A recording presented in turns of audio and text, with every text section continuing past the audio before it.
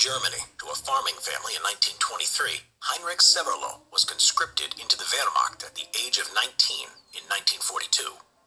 According to his memoir, he was first stationed in Hanover with the 19th Light Artillery Division before being transferred to France in August 1942. There, he served with the 321st Artillery Regiment as a dispatch rider before being sent to the Eastern Front in December.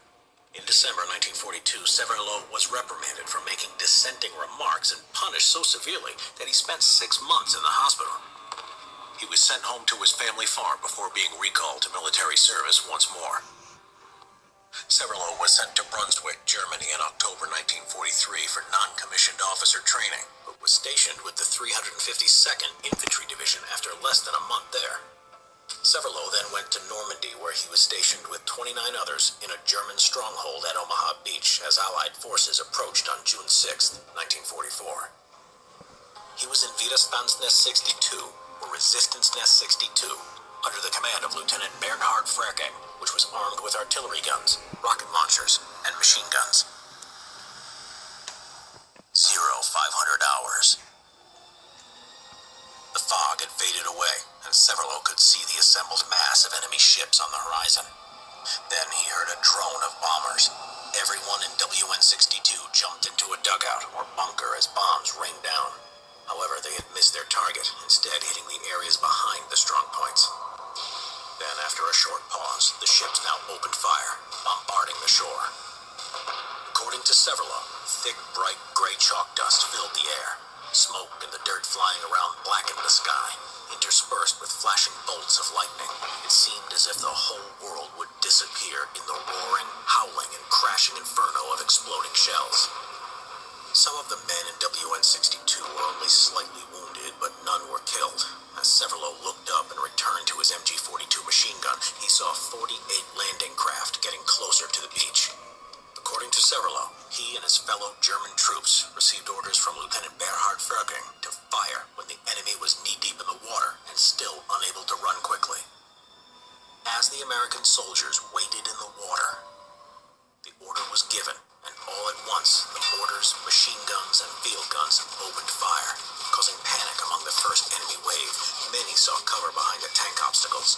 Severloh opened fire with the MG-42 machine gun at the American troops. He was fed ammunition by a soldier he didn't know.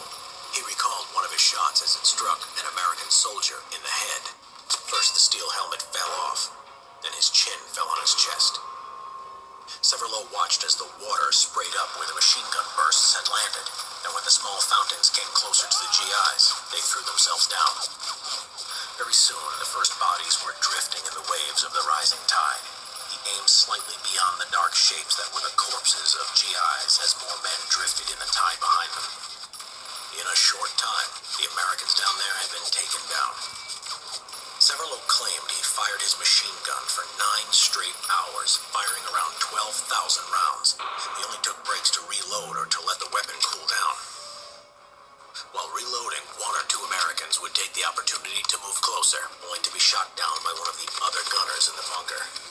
As his MG-42 cooled down, Severloh fired a rifle instead. After his regular ammo ran out, he used rounds intended for anti-aircraft fire, where every 5th round was a tracer round. This led to his detection by the USS Frankfurt when he was fired upon. He took cover just in time before the shells could hit him, although shrapnel had hit his face. His gun was damaged and finally rendered useless. Its hot barrel had even caused a small grass fire. The shells were now causing havoc on their position, and some U.S. soldiers were getting closer to his position. It was time to get out of there. Frerking shook Severloh's hand and ordered him to retreat. Severloh and his fellow Germans retreated from the bunker, and they all took cover from the American gunfire. Only himself and another German soldier, Kurt Wernicke, made it.